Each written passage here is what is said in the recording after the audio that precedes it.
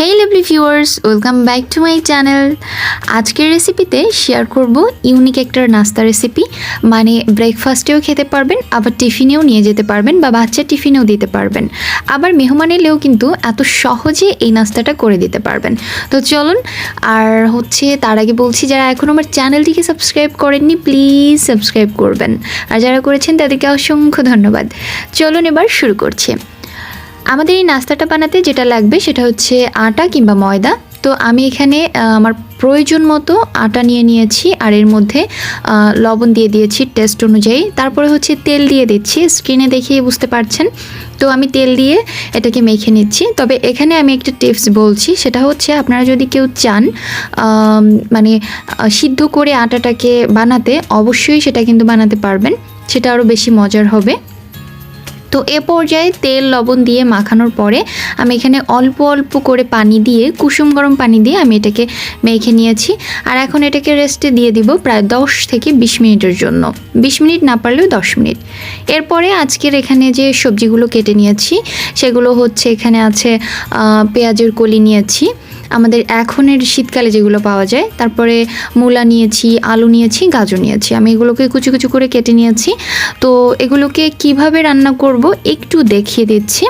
অবশ্যই আমরা সবাই পারি, তবুও। তো এখানে আমি প্রথমে একটা প্যানের মধ্যে তেল নিয়ে নিয়েছি। এরপরে 1 চামচ বা 1.5 চামচের মতো রসুন কুচি দিয়ে দিচ্ছি। রসুনটাকে একটু ভাজা ভাজা করে এখানে পেঁয়াজ মরিচ দিয়ে দিব। তো পেঁয়াজটা স্কিপ করতে পারেন, যেহেতু আমাদের পেঁয়াজের কলিটা আছে সেক্ষেত্রে, তো তবুও আমি দিয়েছি। এরপরে আমি পেঁয়াজটাকে খুব ভালো করে একটু ভেজে নিচ্ছি। ভাজার পরে এখানে একটু হলুদের গুঁড়ো দিয়ে দিব। আর হলুদের গুঁড়োটা পরেও দিতে পারেন, বাট আমার এখন দিলে বেশি ভালো লাগে। মানে হলুদের যে একটা বাজে স্মেল আছে ওটা মানে থাকে না, সেটা আর কি। তো এরপরে আমি হলুদ দিয়ে খুব ভালো করে নেড়ে চেড়ে নিচ্ছি। আর এরপরে আমি সবজিগুলোকে সব একসাথে দিয়ে দিব। দিয়ে স্বাদ মতো লবণ দিয়ে জাস্ট প্রায় 5-7 মিনিটের মতো রান্না করে নেব। কারণ এখানে তো খুব বেশি সিদ্ধ হওয়ার কিছুই নেই, কারণ সব কিছুই মানে খুব কুচি কুচি করে কাটা আছে। আর এখন দিয়ে দিচ্ছি একটু চাট মশলা বা টেস্টি মশলা। আপনারা চাইলে কিন্তু এটা স্কিপ করতে পারেন, বাট এটা দিলে একটু অন্যরকম একটা ফ্লেভার আসে। তো যাই হোক, দিয়ে এবার স্বাদ মতো লবণ দিয়ে আমি এটাকে উল্টে পাল্টে নেড়ে চেড়ে জাস্ট একটু ঢেকে দিব।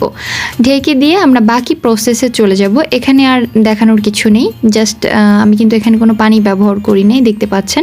এই তরকারির গায়ে যে পানিটা আছে এটাতেই রান্না হয়ে যাবে। তো এতক্ষণে আমাদের যে ডোটা আমরা রেখেছিলাম এটা কিন্তু অনেকটাই সেট হয়ে গিয়েছে, দেখতেই পাচ্ছেন। এখন এটাকে কয়েকটা ভাগে ভাগ করে নিব। তো আমি 5টার মতো হয়তো বা করবো। এক কথায় আমি মাঝারি সাইজের করে নিচ্ছি, তো আমি 5টা করেছি। এরপরে এগুলোকে সাধারণ রুটির মতো করেই বেলে নিব। আর খুব বেশি পাতলাও থাকবে না, খুব বেশি মোটাও থাকবে না। আসলে আমি এটাকে স্কিপ করতে চাচ্ছিলাম, কারণ রুটি বেলতে তো আমরা সবাই পারি, শুধু শুধু ভিডিও বড় বানিয়ে কী লাভ।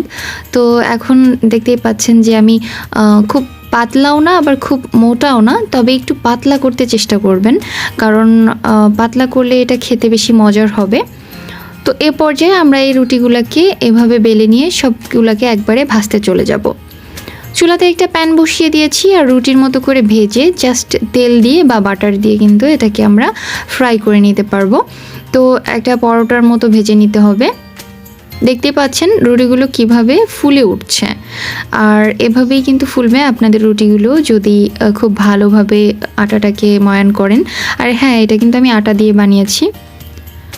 এরপরে আমরা একটু তেল দিয়ে জাস্ট এটাকে উল্টে নিচ্ছি। আমারটা জাস্ট একটু এবড়ো থেবড়ো হয়ে গিয়েছিল, তবুও আমি আবার কন্ট্রোল করে নিলাম। তো যাই হোক, এখন একটা পরোটা যেভাবে আমরা ভাজি সেভাবে করে ভেজে জাস্ট উঠিয়ে নেব। আমার কিন্তু পরোটার মধ্যে 2 সাইডেই কালার চলে এসেছে, তাই আমি এখন এটাকে উঠিয়ে নেব। এখন এটাকে যেভাবে আমি সাজাবো, দেখতেই পাচ্ছেন আমি একটা প্লেটের ভিতরে নিয়ে নিয়েছি পরোটাটাকে, আর এর মধ্যে আমি মেয়োনিজ দিয়ে দিচ্ছি। আপনাদের বাসায় হাতের কাছে যদি মেয়োনিজ না থাকে দেওয়ার কোনো দরকার নেই। তো এরপরে সেই যে রান্না করা যে সবজিটা ছিল ওটা দিয়ে দিচ্ছি, আর ওটা দিয়ে এরকম একটু রোলের মতো করে নিচ্ছি। আর রোল করে আমি আরও একটি এভাবে দেখিয়ে দিচ্ছি।